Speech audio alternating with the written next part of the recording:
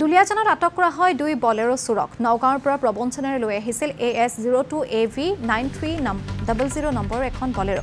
পৰৱৰ্তী সময়ত চুবুৰীয়া নাগালেণ্ডত বিক্ৰীৰ সন্দেহ কৰা হৈছিল বলেৰোখন আৰু এই ঘটনাত জড়িত থকাৰ অভিযোগ দুলিয়াজানৰ ৰাহুল শৰ্মা আৰু মাইনা সেনচুৱা।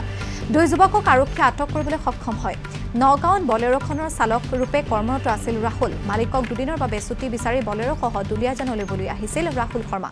ৰাহুলে বন্ধু মাইনা সেনচুৱাৰ সৈতে লগ হৈ বলেৰোখন নাগালেণ্ডত বিক্ৰী কৰাৰ অভিযোগ। বলেৰোখন বিক্ৰী কৰি দুলিয়াজানত আত্মগোপন কৰি আছিল দুয়ো। এই সন্দৰ্ভত গাড়ীখনৰ গৰাকীয়ে নগাঁও আৰক্ষীক লিখিত অভিযোগ দাখিল কৰিছিল। বুধবাৰে দুলিয়াজান আৰক্ষীৰ সহযোগত নগাঁও আৰক্ষীয়ে অভিযান চলাই দুয়োকে আটক কৰে।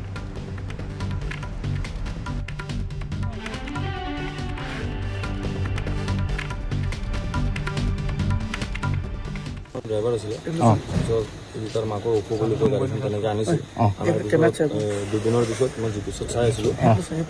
দুদিনমানৰ পিছত সি গাড়ীখন লাষ্ট টিয়কৰ এইখিনিৰ পৰা আমগুৰিৰ পৰা সোমাই দিছে ভিতৰত নাগালেণ্ডৰ ফালে।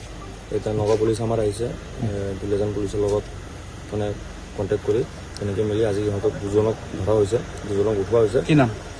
ৰাহুল শৰ্মা আৰু এটা মাইনা সেনচুৱা। আৰু কোন জড়িত আছে বুলি ভাবে আপুনি? আৰু বাকী নামকেইজন এতিয়ালৈকে গম পোৱা নাই, এতিয়া কমকৈ আছে। এতিয়া কি কৰে হয় তেখেতসকলক হয় ইয়াৰে ভাবিলে তাক মই বাকী য'ত মই ইহঁতে য'ত গৈছে জিপিএছৰ পৰা মই য'ত সিহঁতে য'ত ৰখিছিল পাম্পৰ পৰা লৈ আৰু ৰেষ্টুৰেণ্টৰ পৰা লৈ সেইখিনি ফুটেজত ভিউ পোৱা হৈছে। এতিয়া ইহঁতৰ কোৱা মতে এটাই গৈ আছে নাগালেণ্ড, এটাই গৈ আছে ইয়াত। মই ড্ৰাইভাৰ আছিলে, সি তাৰ মাকৰ অসুখ বুলি কৈ গাড়ীখন তেনেকৈ আনিছিল।